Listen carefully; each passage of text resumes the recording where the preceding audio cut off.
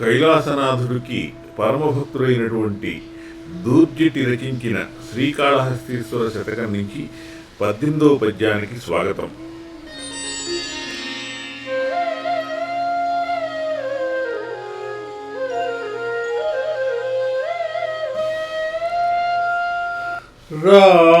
రాజుల్మత్తులు వారి సేవ నరక ప్రాయంబు వారిచ్చు నమోజాక్షీ చతురంతయానతురగీ భూషాదులు ఆత్మవ్యధాబీజంబుల్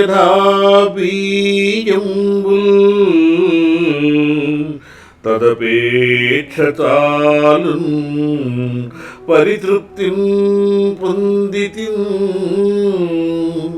జ్ఞానలక్ష్మీ జాగృత్ పరిణామముదయతో శ్రీకాళహస్తీశ్వరా.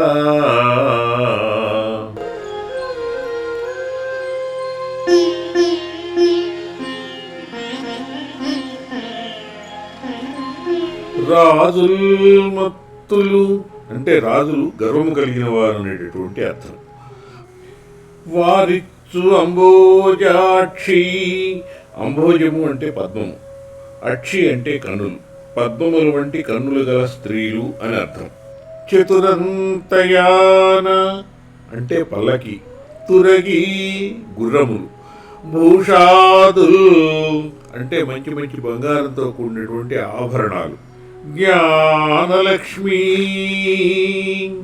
జ్ఞానమనేది సంపద యొక్క జాగ్రత్త పరిణామము మేలుకుని ఉండగానే పరిణిత స్థితిని పొందటం అంటే ముక్త స్థితిని పొందటము అని అర్థం. ఇప్పుడు మొత్తం పద్యం యొక్క అర్థాన్ని పరిశీలిద్దాం. ఓ మహాశివ, ఓ శ్రీకాళహస్తీశ్వర, రాజులు గర్వం కలిగినటువంటి వారు, వారి సేవ నరకంతో సమానం. ఎప్పుడు ఈ విధంగా వాళ్ళ మనసు మారుతుందో తెలియదు. వాళ్ళ చిత్తానికి నచ్చినట్టుగా మనం ఎప్పుడూ ప్రవర్తిస్తూ ఉండాలి. అందుకని అది నరకంతో సమానం. వారిచ్చేటటువంటి అందమైనటువంటి స్త్రీలు, పల్లకీలు, గుర్రాలు, ఆభరణాలు ఆఖరికి మనస్సుకి బాధనే కలిగిస్తాయి. కొన్నాళ్ళు భోగాలు అనుభవించినప్పటికీ కూడాను ఒకవేళ రాజుల మనసులు కనుక మారిపోతే ఈ భోగాలన్నీ వెనక్కి తీసుకోబడతాయి. ఒకప్పుడు భోగాలు అనుభవించి మరొకప్పుడు భోగాలు లేకపోతే అవి మనస్సుకి బాధాకరమవుతాయి. నాకు వాటి మీద కోరిక తీరిపోయింది, సంతృప్తిని పొందాను. దయతో ఇప్పుడు జ్ఞానం ఇచ్చి నాకు మోక్షాన్ని ప్రసాదించు అని వేడుకుంటున్నాడు దూర్జటి.